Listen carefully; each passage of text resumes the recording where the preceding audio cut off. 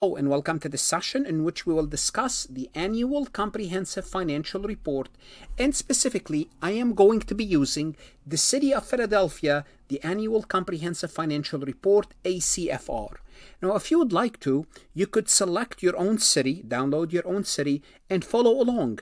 Maybe it will make more sense to you, or maybe it's easier for you to follow. I choose the City of Philadelphia because I live and I work in the City of Philadelphia.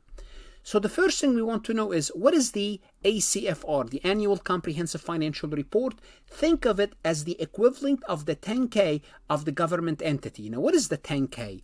The 10K is the annual report for for-profit businesses, for-profit entities. The annual report gives you a comprehensive overview about the financial reports, about the financial performance for the company. For what purpose?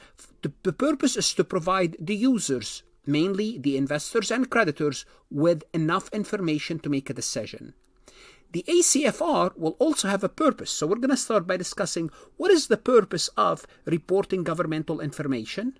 Then we're going to look at the ACFR, the Annual Comprehensive Financial Reports, in different sections and understanding what goes in each section. Let's go ahead and start by looking at the purpose of the governmental financial reporting. Before we proceed any further, I have a public announcement about my company, FarhatLectures.com. Farhat Accounting Lectures is a supplemental educational tool that's going to help you with your CPA exam preparation as well as your accounting courses.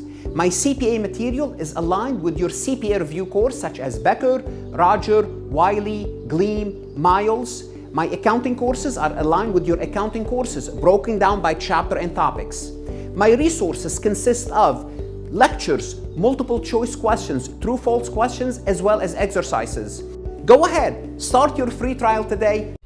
The purpose of governmental financial reporting is twofold. We say one of it is operational accountability and the other one is fiscal accountability. So we need to understand, what does it mean, operation accountability and fiscal accountability. Remember, the users of the financial reports are the citizens, mainly the citizens, the people that elects this government, as well as creditors and suppliers and employees. Operation accountability involves ensuring that the agencies, the government entity, effectively and efficiently use the resources to meet their objective, which is what? Serving the citizens and their legal obligation.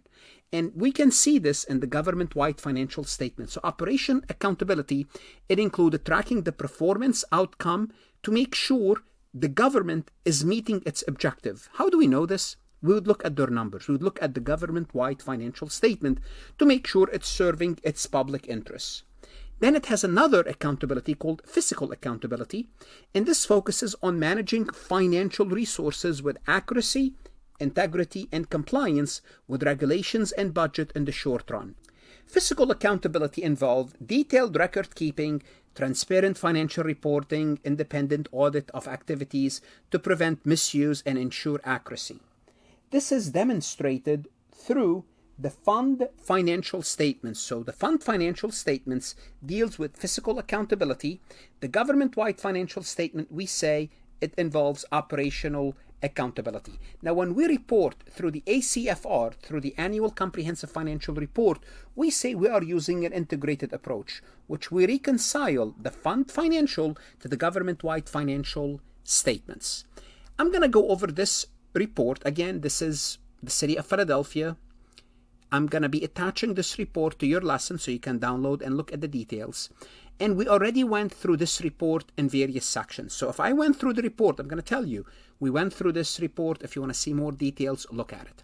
The first thing we have is the introductory section. Under the introductory section, we have a letter of transmittal, basically presenting the report, any certificate of achievement, organizational chart, for example, the mayor's, government official, and listed of elected and appointed official. This section is unaudited. Then we'll have the financial section. And we practically went through all the financial sections. First, we have the independent auditor's report. Who audited the government? What is their opinion? What did they do? What's management responsibility? What's the auditor's responsibility? Then we have MD&A, management discussion and analysis.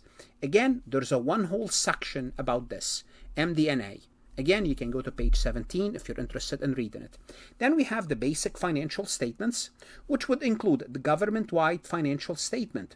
And we went over the government-wide financial statement separately, so this was a separate recording, MD&A. The government-wide financial statement, which is the statement of net position, also known as the balance sheet, and the statement of activities, we know it as the income statement. Those are the government-wide. Then we have the fund financial statements, and under the fund financial statement also we have a separate recording going over how the government present their government fund financial statements. Remember, we have three types of government fund financial statement. We have the governmental one, the proprietary fund, and the fiduciary fund financial statements. Then we have the notes to the financial statements, number 4. The notes to the financial statements, those are also reported as a separate section. And we also have the component unit, which also be reported as a separate section as well. Again, what I'm going over, just the index of the report, because each of these components are reported separately. Now, all of these, starting from the financial section to the notes, are audited through the auditor. And the auditor will have a report showing you what they audited. Now, we have something called required supplementary information. Also, we had a recording about required supplementary information. Just to break it down, here we have budgetary comparison. We have information about the pension, information about the infrastructure, if the government is using the modified approach.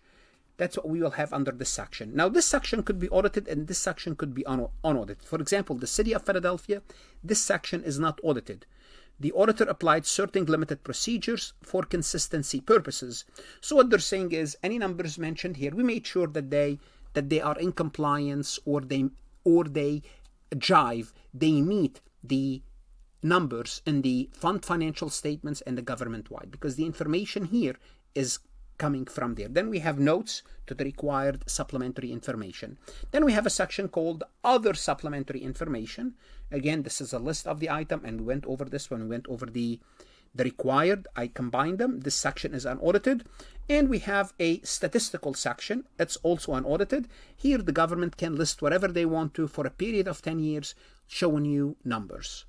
The question is, who issues the annual comprehensive financial report? Well, a financial reporting entity. Who's that financial reporting entity? Well, it's an entity that provides a wide range of services to the public that are typically funded by taxes and other revenue. For example, our financial entity in this report is the City of Philadelphia. These units are responsible for delivering services that are considered essential for the public welfare.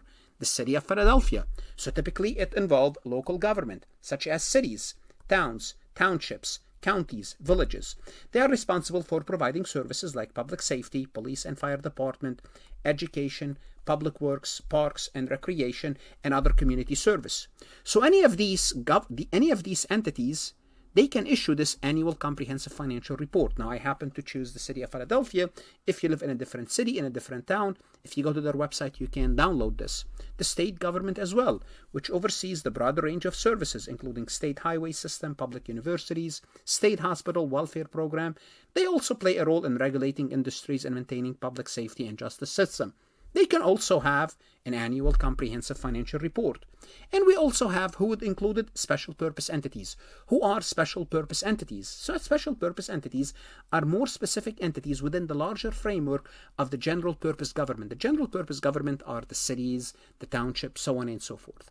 Now, special purpose entities focus on a particular function or service. Maybe they are part of the Board of Education school district, a water district, public transportation authorities. Special purpose entities, how do we know they're special purpose entities? First of all, they have to be legally distinct from the general government, allowing focus management and accounting for specific services. So they exist as a specific entity. Again, the school board of a particular district. They are funded through dedicated revenue service, so they get their money separately, like tolls for bridges if it's a bridge authority, or taxes for the school district. They're self-funded. In other words, they don't rely on the government, they are self-funded. So they are a legal, separate entity, funded, they are funded, independently funded. And the third is they have their own governing body. In other words, They have their own board. It's most likely it's elected for decision making and ensuring adherence to their specific service mission. So the government is not involved in them. They are self-governing, self-funded, legally distinct. Those are special purpose entities. They get reported in the ACFR. What should you do now? The Annual Comprehensive Financial Report is an important document, whether you are studying for the CPA exam or you are an accounting student taking governmental accounting. Go to Farhat lectures, look at additional resources, MCQs. That's going to help you understand this important financial report. Good luck, study hard, and download your city Annual Comprehensive Financial Report so you are more comfortable. You can relate to it. As a citizen, you need to be comfortable with that document. Good luck, study hard, invest in yourself, and stay safe.